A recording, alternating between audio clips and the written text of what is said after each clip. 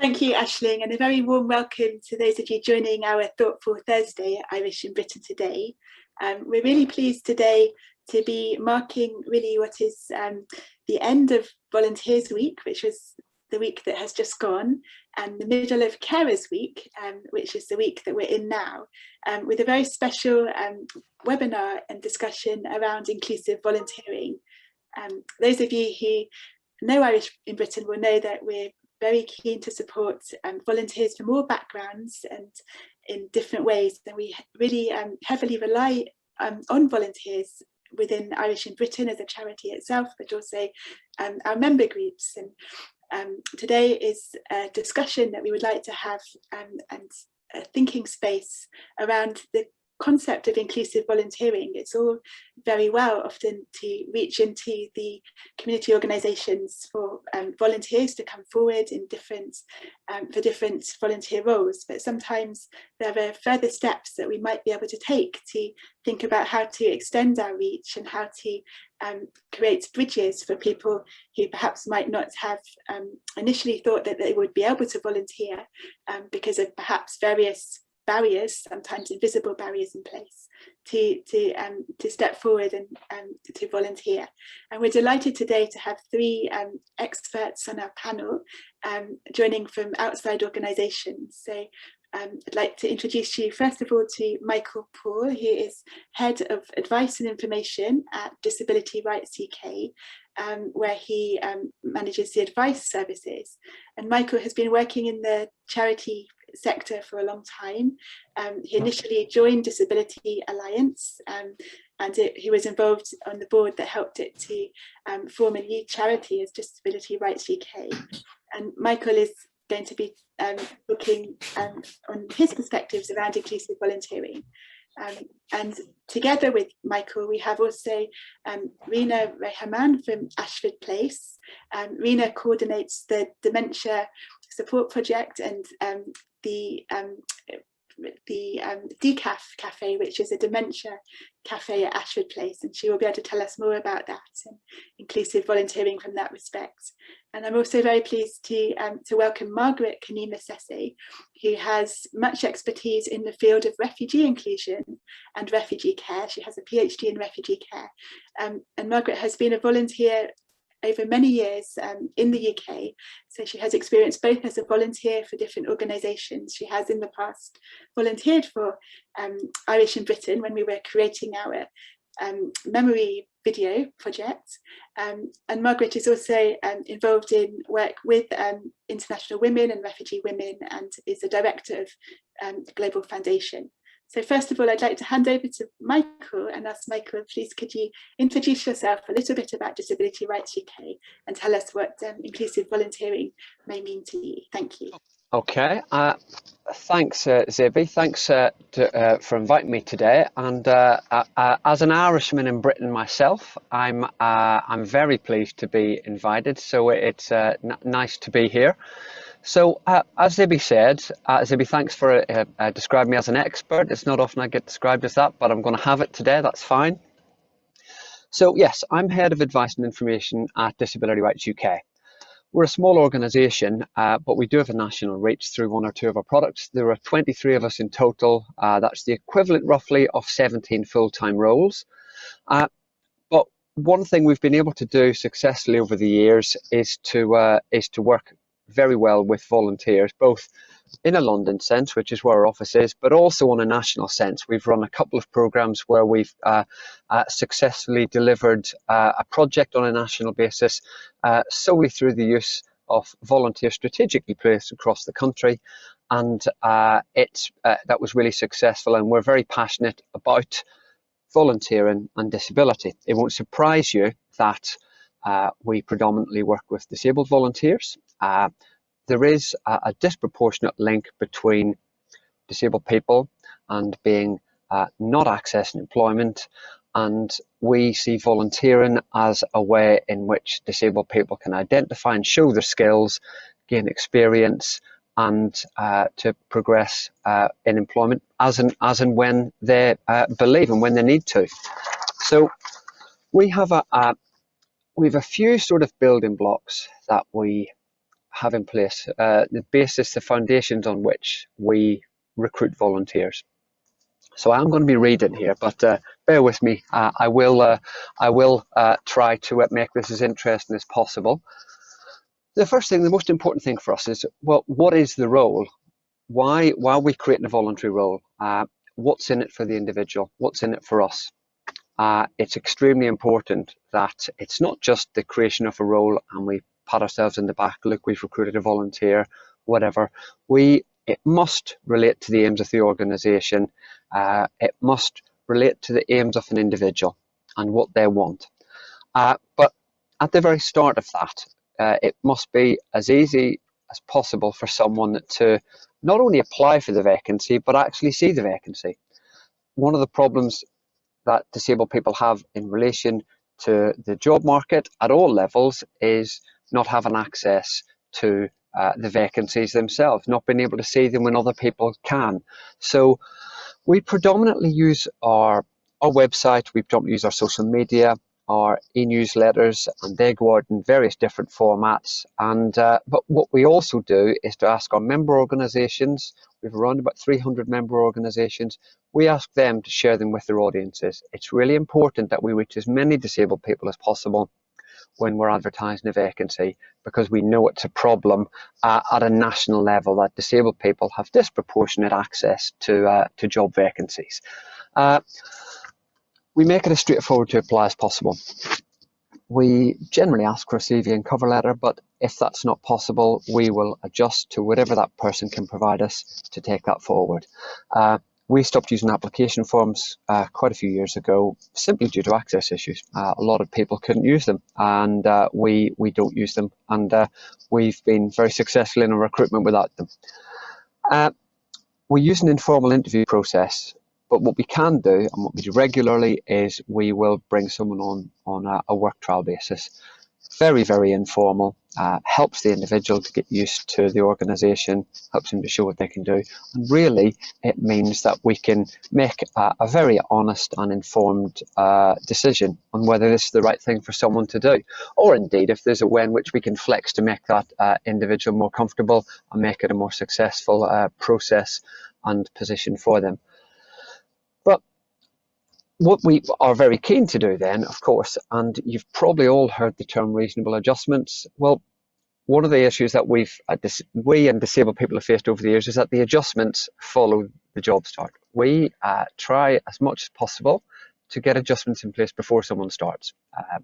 If someone is going to spend 3 months waiting on an adjustment to enable them to participate fully, well, that's failure as far as we're concerned. So we want people to be there. We want them to have the tools that they need to do a job immediately. Shouldn't be a question there.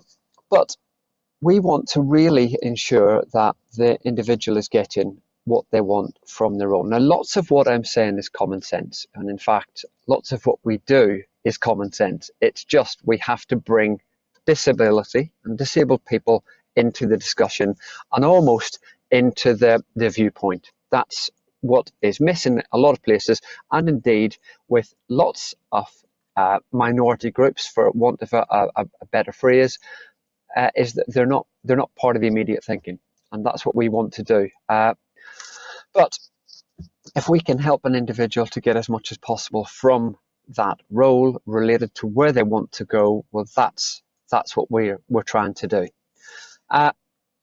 We have an in-depth induction, and as part of that induction, again, benefits us being a small organisation here. It's really important that this individual feels part of our organisation immediately. That's especially true when we're recruiting a disabled person and we're a disability-focused organisation. It shouldn't be very difficult for that person to understand our organisational aims and objectives, so it's up to us to ensure that they're aware of them. It's really important that that individual knows how their role and the work they're going to do actually supports our aims and objectives. Everyone within Disability Rights UK has a work plan that is directly linked to those, and every volunteer that we work with is exactly the same. And actually the buy-in from early on is really, really beneficial when we can get that clear from the very outset. But one of the things, and this is especially true right now, where we've been taking on volunteers who have actually simply worked remotely and we haven't even met them. I'm in a telephone box sized booth in our office today. I've been coming in to deliver essential services such as posting out the Disability Rights Handbook and radar keys that we create and that we publish. So that's why I'm here, but most of our staff are still working remotely. So therefore, having more regular one-to-ones and focus has been really beneficial in terms of the support and how supported an individual feels. That's actually true whether someone is a volunteer, whether someone is a staff member. We're very fortunate in that at Disability Rights UK, we already worked flexibly. We worked remotely. I already was working part-time in the office, part-time at home. So before we moved into the first lockdown, we were very fortunate that we all had the equipment and the tools to work at home. We just had to create the mind shift of being at home all the time. But we overcome that by having regular check-ins, whether that's with line management or small groups of colleagues doing related work. That's really important to us. But actually, just even in thinking of that, roles must be clear and task-driven. Breaking roles down into small constituent parts is really valuable. We find when we're working with, even in working with part-time paid roles, working with volunteers, most of the volunteers who come to work with us will work one day or half a day or 2 days or whatever a week. It's really important that during the sessions they work with us, that they can actually do something in that time that they feel has been an achievement, something tangible. So breaking the roles down into small parts, it helps an individual understand the contribution that they've made at that time, as opposed to just using up a few hours of their time with Disability Rights UK. Well, that's not very clear if we do it that way. One of the successful elements of our work with volunteers has been being flexible time-wise. I've just mentioned that most of the roles are part-time, half a day, 1 day, 2 days. So we provide flexibility in relation to health. We do that anyway organisationally, and that's obviously really positive to us. But we try not to make the deadlines that we face in terms of some of the work, some of the, let's say, the service level agreements that we work to, we don't try to pass that responsibility on to someone who's working on a voluntary basis. We manage those ourselves. So if someone isn't able to come in as normal on the Monday morning, the work they do can still be done on a Wednesday afternoon if that's going to suit them. And another thing that we try to do is to, when someone has actually started with us, is to be flexible in terms of how that really looks, because sometimes you don't really know completely how a role is going to work until you've actually sat down and tried it. And actually that's often why a work trial has been really successful. A very quick story is that we took a couple of people on, this is going back a number of years, on a voluntary, on a work trial basis, and on the first day just one of them turned up and the other one didn't feel mentally ready for the work trial. That was absolutely fine by us. We rescheduled to when he was ready, and he then came in for the work trial, and it was great. It worked really well. We managed to convert that into the voluntary placement, and then 3 months later the individual was able to start some paid work with us, and 9 years later they're actually still with us, which is fantastic. So the ability to flex there was really valuable for the individual and massively for us organisationally. And then getting towards the contract end, it's really important that we're really going to help the individual, the volunteer, achieve what they want to achieve. It's most of the voluntary work that we do is with an ongoing aim. So that's going to be going on someone's CV. We make sure that they are able to put something on their CV, and we help them identify what it is they've done with us and how they've worked with us. So then the person at the outset feels that they're valuable, and at the end they feel that they've contributed something really valuable to our work and to the lives of disabled people. And obviously we provide clarity with regards to reference provision, that's really important too. So they understand what they're going to get from a reference, how they access it, and I'm really pleased to say that I receive regular reference requests for people who have successfully completed voluntary contracts with us, where they've come in to do specific pieces of work and gone on to bigger and better things. As in the case, as I said, most of the people who work with us are using us as a stepping stone, whether that's because they want to learn a new skill, let's say that's an office skill, or it's using the telephone system or something like that, or indeed it's refreshing a skill they had maybe before a period of illness or a disability related work absence or absence from the job market, that they can refresh, and that they really feel that they've actually got the confidence that what they've gained is something they can build on. And that's probably the best overview I can give you. I'm very happy to take questions at the end, but I think I'll leave it there. Thank you. Many thanks, Michael. And now I'd like to introduce or to bring in Reena from Ashford Place to talk from a perspective around involving and including people living with dementia and family carers in charity work. Thank you, Reena. Hi, good afternoon, everyone. Yes, I work for Ashford Place, which is a local charity organisation. Part of my role is to work with people living with dementia and their carers, and that can be from anyone who might be worried about memory loss for themselves or for a friend or family member, a loved one, right through to diagnosis to their particular journey. I run a dementia cafe as part of that, and through that cafe I have quite a few volunteers that support the cafe, and also I'm involved in the peer-to-peer support program, which are people living with dementia and their carers supporting their peers, basically exactly what it says. The volunteers that I work with all come voluntarily. We don't really advertise for volunteers. We do put a call out every now and again, but most of our volunteers have come in on the off chance. They may be living with dementia and just want to feel valued, and they're still able to contribute within the local community. We have some volunteers that are now retired or given have less time in their regular job, and we have people from various communities, faith organisations that sometimes want to come along and get involved and support different groups within the community. So we have varied number and from various areas of the community. What we try to do as an organisation is support.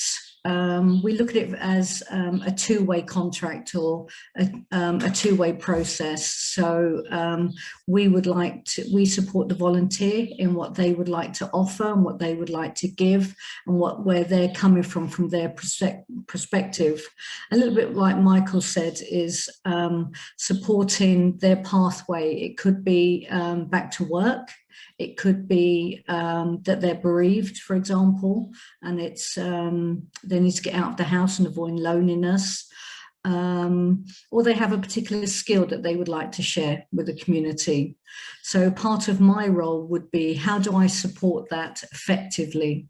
How do I support that volunteer to get the best out of what they're offering, and to feel fulfilled with a positive sense of achievement.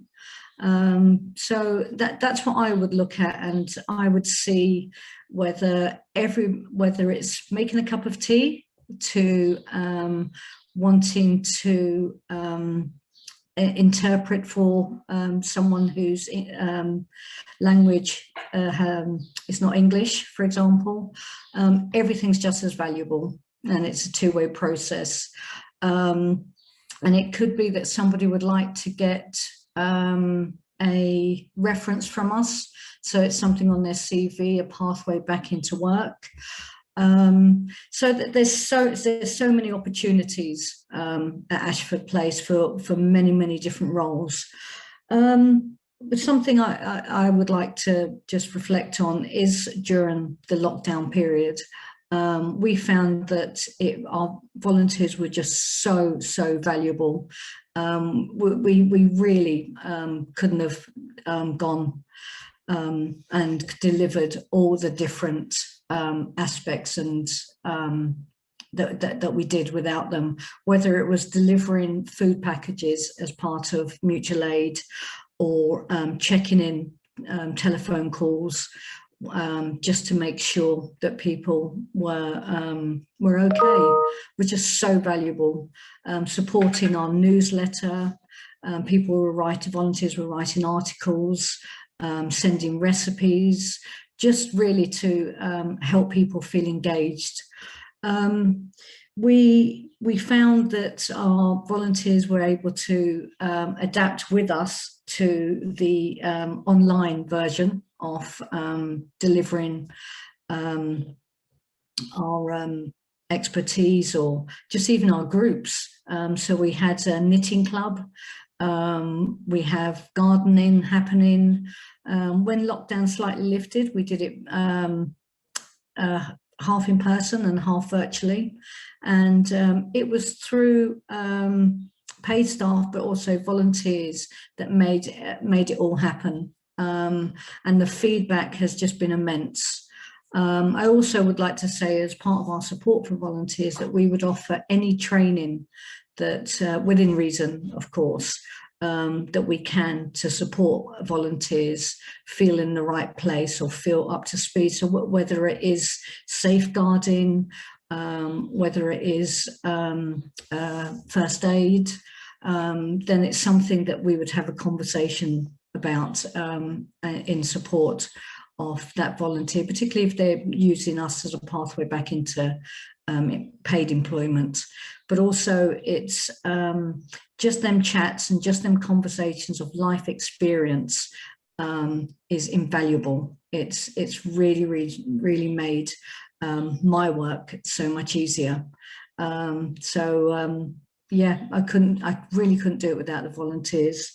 I think just having said that, we do have people at the early stages of dementia that can feel that life has taken a massive change, and almost, and this is a quote, that my life feels over now. And we've been able to support people to feel as valuable before the diagnosis of dementia, and afterwards. So I think that for me is a real positive. Is I think Michael tapped on it as well, is just that sense of belonging, that sense of achievement, and that contribution is being valued within the community. I think that's all from me. If I've forgotten anything, please feel free to ask me. I'm happy to answer any questions. Thank you. Thank you, Reena, and I'd like to bring in Margaret now. Reena, you mentioned about kind of virtual volunteering, and Margaret is volunteering time to speak to us today, thanks to the possibility of virtual volunteering and virtual meeting, joining from very far away. So Margaret, would you like to introduce yourself and turn your camera on? Thanks.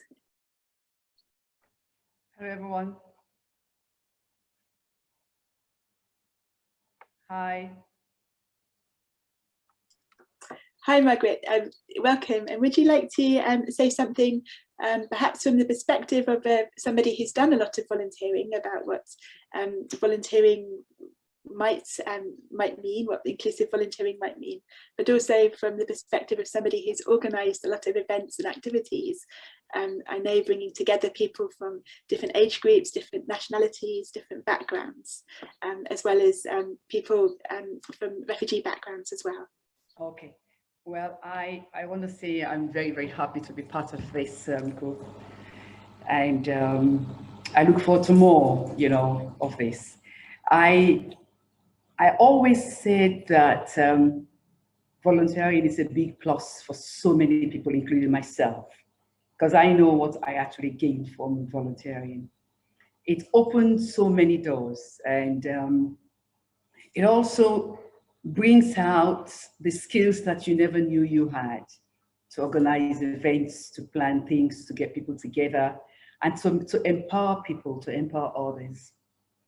Now, Zibi, like you said, from like a refugee perspective, I'm just going to go back to my volunteering days and working with refugee women per se, when we kind of sort of got them into different groups and organized different events. And I remembered very, very well that we were planning an event for us to celebrate the community itself, and then giving these women the role for them to be able to organize the cooking and the food, you know, and how all that will be made and done by them. Giving them the role for them to plan the menu. For them, they've been cooking for their families, and then that's just where it stops. But for them to be aware that this time around, I'm going to volunteer my services to cook for the community event, was something out of this world for most of them. So give them a list of food that we expect them to make, and for them to make their own suggestions. And I remembered also very well that we had to be very careful that we don't give them money, because these are refugees and we're not supposed to give them money per se. But we found a way getting around that for them to be able to get the money that they needed to sort of plan the cooking. This is just a big plus for both the organization at that particular time that I was working for, and also for the women, because it meant that we were supporting them and we were bridging this gap, that they were home all the time, cooking for their families, and then they were allowed to cook for a community. This was, for me, empowerment in a very subtle way for these women. And supporting these individuals to be able to gain confidence, which was one thing that they were able to get from there. And then they were also able to use these skills and to achieve something that they never thought they would be able to achieve, because I remembered very well that we had to like give them kind of a certificate of participation, which for some of these women, these refugee women, they probably had not been able to get certificates, you know, to be able to show something that I have done. So volunteering itself opened doors, and these women, of course, we were able to open these doors for them, and they were able to do their work and support everything. And I think also with volunteering, it helps the personal and professional development at your own pace and time. It means very well, like Michael said, somebody was not able mentally to be able to do what they had to do, and then they said, we're going to wait for you. And they waited for him, and right now that person is still, am I right, to be there for about 9 years. So at your own pace and time, professionally and personally, you're developing your skills. And there are people out there who are supporting you. So the door has been opened for you, and you can take upon yourself to achieve your goal. And you can wake up the skills in you, because some people have got the skills, but because probably they are refugees, they've been in refugee camps, quite a lot of them, because they're so traumatized, some of these skills, they kind of don't even know that they can still use it. But when the volunteering aspect comes up, they're able to use that. So for me, the importance of volunteering is the doors being open for people, and people being able to take upon these opportunities to be able to do that. And sometimes I always said, volunteering jobs are jobs that you can step into, which you yourself would never have seen being advertised. So you never know what you will gain, probably about a 2 month period, you're volunteering, And then it comes up that somebody who's your supervisor has seen that, well, I think Margaret can cope with this, Margaret will be able to do this. And then application forms, now you don't have to apply. So that means that volunteering role that you have been doing for the last 2 months, you've not only developed your personal and professional skills in that, you've also been able to step into the shoes that you know very well that you'll be able to walk in. So I think supporting people to volunteer is really very, very good. But we must also bear in mind that we must make sure the information is out there for people to be able to get. There are some people who find it very difficult to get information on volunteering. But if it's out there for people to be able to get, they will be able to step in there and get on and develop themselves. And it's also very difficult for people to be able to get jobs. But with volunteering, the job market, if you can volunteer for something, you probably will be able to get the skills and ability needed for that particular job.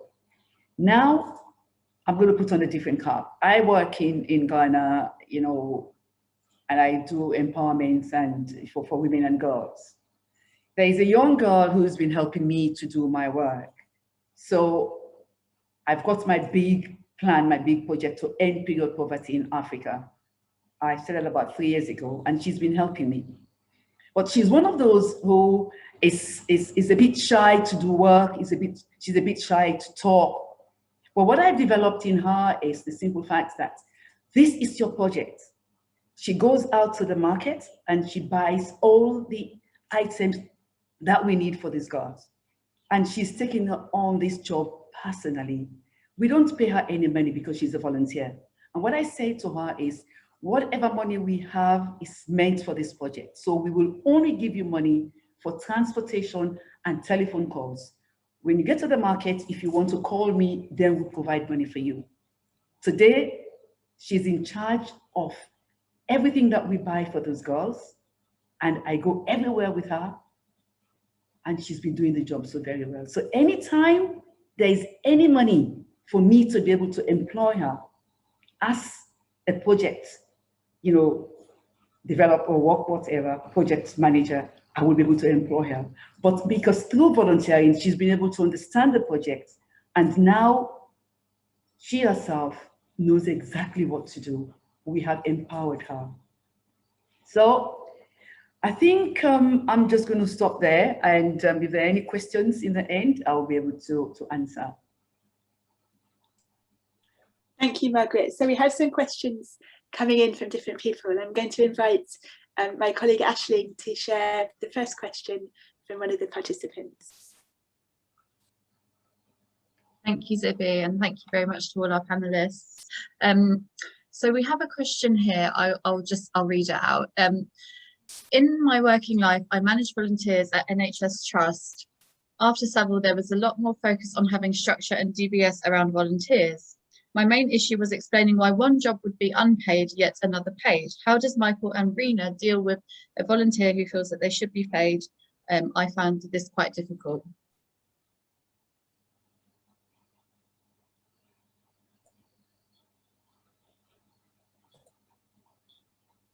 Is that myself or Michael? Or? So, Reena, after you, if you've got anything to say, or I can go ahead. No, carry on, Michael. I'll probably I'll fill in any gaps after you, if that's sure. Okay. And it is a good question. It always comes up in our discussions, but thankfully, it comes up in our situation at the starting point as opposed to further down the line. We're really clear that we only use volunteers where we know there isn't any funding available for us to do something that might help us in the short term and for which we can see an outcome for an individual who would do the role. So we're very clear that where possible we will recruit someone with payment.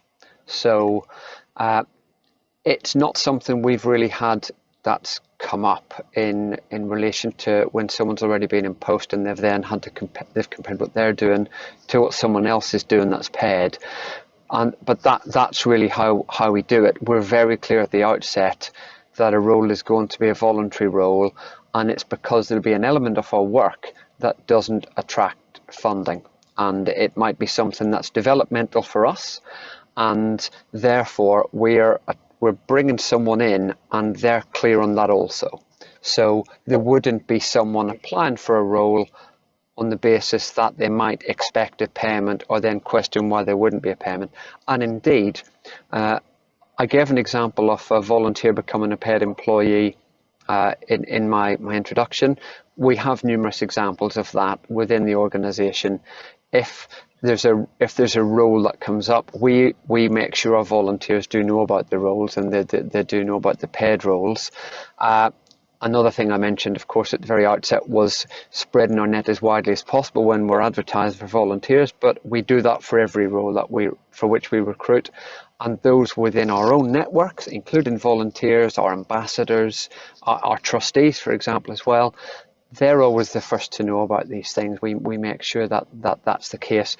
So although it might not be entirely relatable to a much larger NHS trust, it's how we assure it doesn't happen, if that's hopefully useful. I don't know if Reena's got anything to add to that. I think that just on what you've said, Michael, for us also, we will use, if possible, the borough's pool of volunteers, and you know, we will find that the volunteers are there for a pathway to something or for a reason, and it could be a pathway back into work, for example, so that they have a clear reference from us. Some volunteers come to us because they would like to increase their quality of life, and give themselves a sense of purpose of a positive routine, set boundaries within timekeeping, and they would like to get involved in an area of interest within our organisation.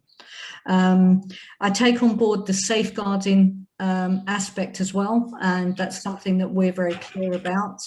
And DBS is one thing, and I think that's something we oversee as well. But we would make sure, and myself as a lead would make sure that I would never leave someone in a vulnerable position or of an accusation that could happen. So the volunteers are briefed, and I regularly meet with the volunteers, and that's something that we would address. If there was ever going to be a situation where someone would lead on a project, then the DBS is carried out regardless. But if it's coming in to join in, say, for example, a tea socialised nation event, then nobody's left alone. And there's paid staff with DBS checks that are watching, always keeping an eye. So there's never, and in our cafe there's cameras and everything anyway.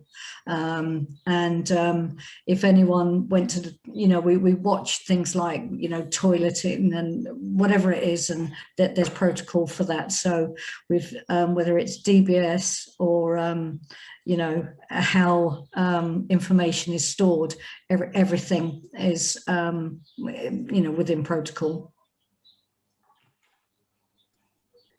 Thank you, both of you.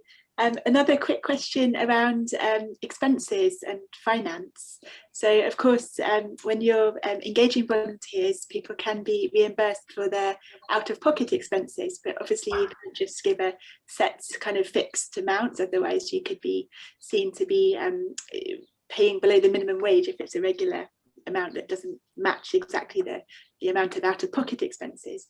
And the question is really, in your work with organisations, have you found creative ways of supporting people who may be on a very low income or perhaps have very little disposable money to top up travel cards and things to volunteer. Of course, organisations can be good at reimbursing people on the day, so people spend their travel to get to the organisation and they can get their money back on the day. But have you encountered in the past perhaps instances where people haven't had the disposable cash to kind of top up, buy a ticket, Oyster card top up or something like this to be able to turn up? Are there ways that you have thought about in your organisations to support people to get to your organisations? Yeah, I'll go first if that's all right. Yeah, we have, and that's it's something we benefit from, again, from being a small organisation. Although our financial controller is absolutely excellent in terms of keeping us, ensuring that we're not doing anything untoward. We're able to have discussions very quickly with regard to someone's financial situation, because of course, and I didn't mention it earlier specifically because it can actually take us off on a massive tangent. I mean, I do a lot of talks and things like that, but mostly they're on the Equality Act, or most of them are actually on the welfare benefit system. So we're very clear that we will talk to someone at the outset with regard to the financial situation, with regard to, let's say, interaction with the benefits system. And that's not just in terms of income, but it's in terms of making a commitment that might then impinge on someone's ability to meet the requirements for a non-disability related benefit, such as universal credit, where they maybe don't even receive the limited capability for work element. So we try to be as clear as possible. Everyone coming in has that discussion at the outset, and in some cases it's not relevant because they're not working with the benefit system or whatever, and that's fine. But we do, in the knowledge that disabled people are disproportionately more likely to be living below the poverty line, we will provide expenses in advance. But we certainly do, as you've said, we do it on the day. If someone is going to buy a travel card, we reimburse on the day, so it's very clear in relation to the claiming income or declaring income. There are some limits below which you can earn some income in relation to the benefit system. It's very low, but something we do, for example, whenever we're encouraging feedback from our, let's say, our helplines, we've got a survey that's about to go live in relation to our disabled students helpline, and we're offering a £50 Amazon voucher for people who participate fully and will work with us to track, just so we can see, we're, as opposed to just taking numbers and saying, look how many people we've spoken to, we're trying to really measure the true impact in relation to the work that we do with them. So we are offering, I said Amazon vouchers, I think, but we are offering that or a voucher of their choice. And that's another way you can do that. Although, again, what you can't be doing is, you wouldn't do that on a weekly basis for someone, because that could be seen, it could be classed as deprivation of earnings in relation to the benefit system. So it's something we always need to be careful of. Thank you. Does Reena or Margaret, do you want to add any comments? Have you involved people perhaps from asylum-seeking backgrounds before as volunteers, or have you had any experience of supporting people on very low income? Yeah, I can add something to that. Yes. So, like I mentioned about the women being allowed to do the cooking, that was coming from the funds for celebrations. So that was it. But then everything else we're done would be, like Michael said, to reimburse travel expenses. And then Africa, now what I'm doing in Africa is completely different. So I just reimburse her for travel expenses and for telephone calls, because I kind of brought along, the system from the UK that I have operated, on to Ghana. So I've told them that there is no money, we've got to work together, and every money that I have for this project is meant for the girls. So I'm only allowing, travel expenses and telephone calls, and that's it. Thank you. I'm wondering, in relation to that, around digital inclusion. Of course, there are people who have the skills to get involved in volunteering online, in joining Zoom meetings or different kinds of volunteering. But there is a cost, isn't there? There's a kind of hidden cost to needing to have a internet connection or a telephone line to be able to do that. I don't know whether you have any comments on that, Reena, from your experience supporting people to volunteer.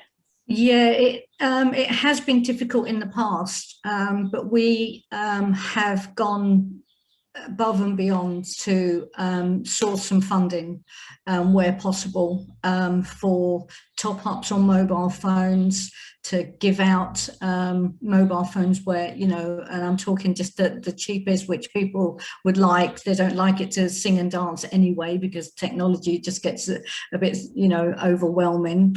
We've given out dongles.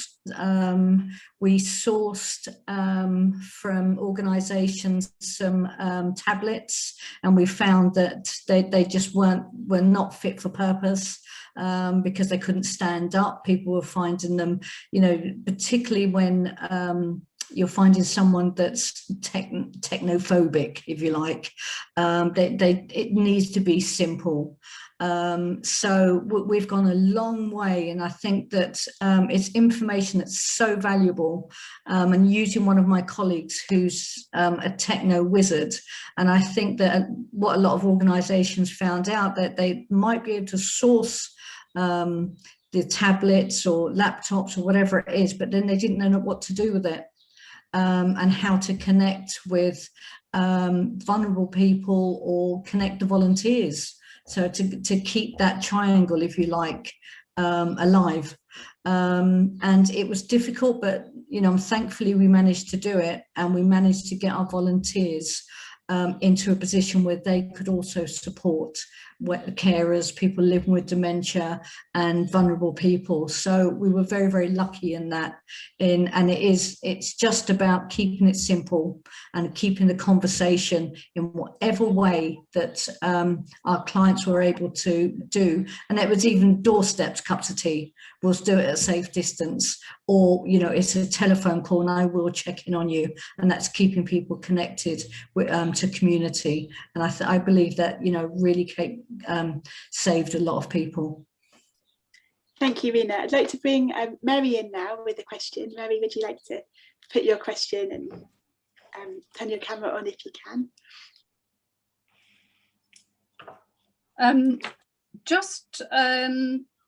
Rightly or wrongly, when many people think about disability, they think about it in terms of physical disability, maybe a sensory disability, and sometimes at a stretch it might be mental ill health. But I'm wondering, how can we change the narrative to actually ensure that people with dementia can be included as volunteers, generally as disabled people, in the same way that people with other disabilities are? Because there is a reluctance. There's still, I think we're probably 20 years behind some other groups in that respect. I don't know if you've got any thoughts about actually improving the recognition that people with dementia have disabilities, but with support, they're capable of doing much more than we ever expect of them. I think, Mary, for me, it's about just doing exactly what you've just done, is raising that question and actually getting people talking about it. I think that's one of the key ways, I think, of making our community more inclusive. Community action for dementia in Brent, for example, making local communities dementia friendly, first of all, and raising that awareness. And then secondary, with that side by side, is valuing, just because somebody has a diagnosis, don't write them off. They're still a very valuable member of our community and society with a lot to offer. And I think opening them conversations, whether it's in the bank, the supermarket, or, you know, no matter what level job you might be working at and what your contribution is, just what Michael said, it's valuable, and echoing that and not being afraid to say that. And, you know, just having that conversation on the steering group this morning of how or everyone what pulls together as a team, no matter how small, you could be contributing a pebble and someone else a big slab, a brick, but everything matters and everything fits in to that pathway, to that recognition of inclusion. And I think that, you know, don't be afraid to talk about it, or to actually correct someone and say, well, you know, just because doesn't mean, you know, and I think just what we're doing here is opening that conversation, and by borough, you know, I think we learn from each other just by saying, you know, and whether it's from the GPs to local community organisations, wherever it is, don't be afraid to have that conversation. I just, you reminded me of something there, because when we first started CAD Brent, I went with Danny and a couple of other people to the commissioners and talked about a peer support project, and they laughed at us. Yeah. Peer support for people with dementia. So, you know, we've shown them that it can be done. Exactly. And, you know, the assumption that that I think just what you said, disability, and your mind may automatically go to a physical disability, and you might see a wheelchair user, you might visualize, you might think, well, what does access look like? Oh, it looks like a ramp. Well, really, you know, open your mind, and because, you know, people with dementia are not just elder, not when I say just elderly people at the end or that stage of their life that are entering you know, that kind of stage. There are young people being diagnosed. There are people that, you know, that still has so much to give, and are willing and wanting to do that. So it's breaking all them kind of myths and where our mind goes to when we hear those words. So yeah, you're absolutely right, Mary. I heard somebody describe it as building a cognitive ramp, in the same way as you build a physical ramp for somebody with a wheelchair or a mobility problem, building a cognitive ramp for people. Yeah, and just as we focus on heart disease and strokes, for example, we focus on what's good for the heart is good for the mind, and how we keep that person alive, and that cognitive, exactly stimulation, I think is so valuable, and just keeping the conversation going. But just coming back to, don't be afraid to question and say, well, really, you know, do you want to be written off if that was you? So, you know, thanks, Mary. We have a question about hidden health concerns, or people who might be hard of hearing, or perhaps with early stage dementia where it's not immediately obvious to others that they may have a health condition or a disability. And I wonder whether, and the question is around whether people need to declare that at the point that they might apply to be a volunteer or take up a volunteering role. Somebody is asking about supporting their dad to volunteer. They're saying that their dad is quite kind of private about his health situation, and they're wondering whether it is really necessary to declare that, or to, you know, when they have the chat with the volunteer manager. Michael, do you want to respond to that? Yeah, there's no legal obligation to do it. We encourage, and this is it's a bit chicken and egg really. We want to encourage a climate where everyone can speak freely about the support they need, as opposed to having a conversation about, I have this disability, I have this condition. Do you know what I mean? It's about, we try to direct discussions towards, what do you need? And anyone coming into our organisation, disabled, non-disabled, obvious disability, hidden disability, you can ask the same questions. But there isn't a legal need to declare a disability or a health condition. However, it's the type of thing that, let's say something, without going into any sort of graphic example, but let's say something occurred as a result of that, then you can end up in, you know, that can be a difficult situation to let's say, or not. So in fact, we have a fact sheet on our website. It's mainly aimed at education, but it's about helping people to declare their health condition or disability. So in the Equality Act, now this, just to sort of give a brief mention of this, in the Equality Act, there's an expectation on, let's say, an employer or a service provider that someone might have a disability or a health condition. So there's an anticipatory duty with regard to that. But it also makes it clear that it's not, you can't wholly rely on that. But again, I would come back to the point, focusing on what support you might need to do something can make that conversation easier, as opposed to having to say, having to make a statement around a condition where someone might immediately have their own prejudice or their own rough acknowledgement of what that means, which means they can make the wrong assumption. And the easiest example is autism. To give that, just to the autistic spectrum is huge, and yet people of my age will immediately, apart from the fact that I've had a lot of training in this, so I don't do it, but lots of people will think of the film Rayhaman and the Dustin Hoffman character, whereas that couldn't be further from the truth. So it's best to think about, what do people need in order to do what they're expected to do successfully and to participate equally.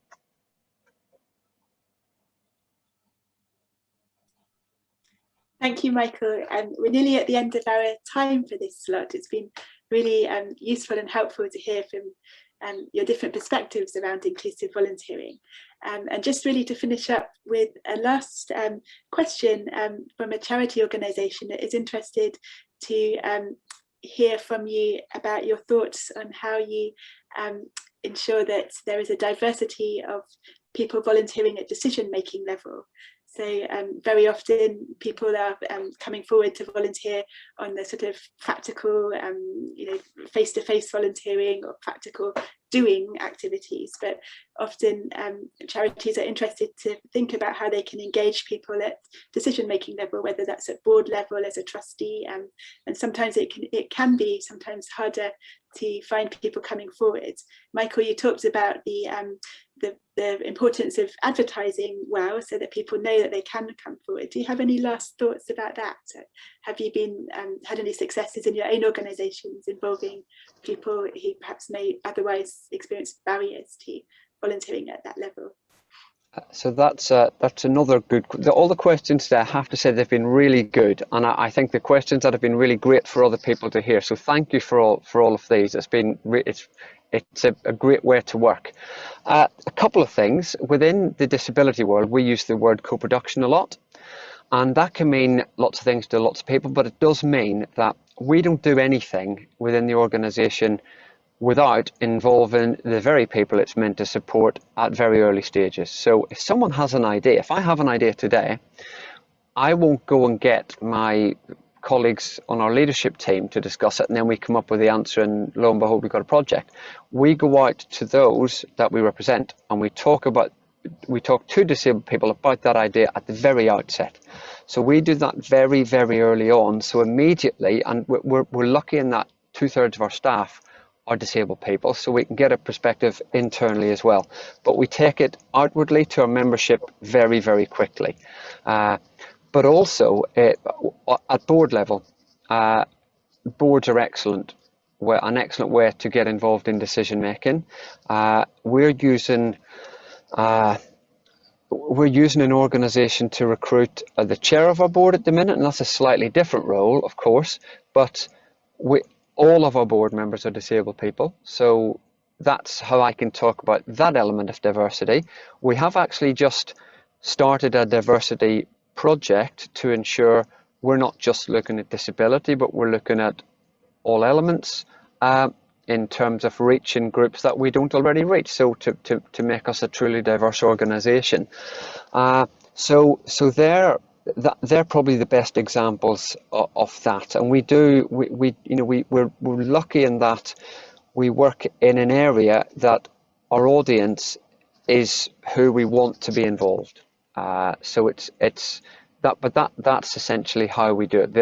In the spirit of co-production, disabled people are brought in at the very, very outset, and indeed our priorities are set. Our priorities for every 3-year cycle are set alongside our members. Thank you. Reena or Margaret, would you like to add any final comments? Shall I go, Margaret? Is that okay? Yes, please. Yes, please. Yeah. Just on what Michael said about co-production, and we're not going to carry out a project or a program if we haven't been asked to, or if there isn't a need. So it's about filling the need or looking at what the need is within our local community. And just Ashford Place, for example, and surrounding areas, we live in a very, very diverse borough.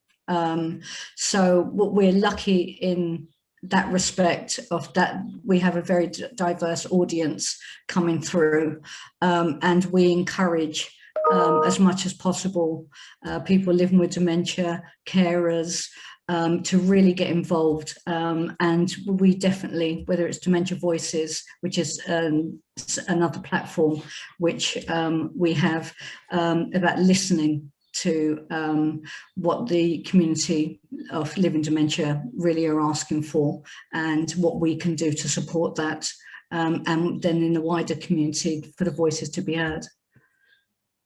Thank you. And Margaret, the last comment? Yes, I think I will just sort of finish off by saying it's always a win-win situation. It's a big plus for both the volunteers and for the organization.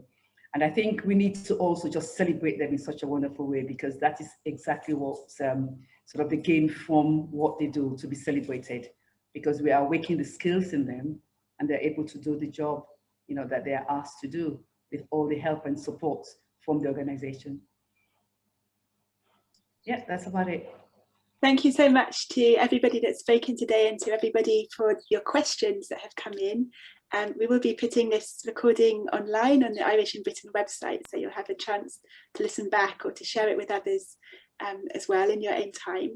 And this is really just to say you are all very welcome to our next Thoughtful Thursday that we'll be holding at Irish in Britain, which is going to be on Thursday the 24th of June in the morning at 11 o'clock.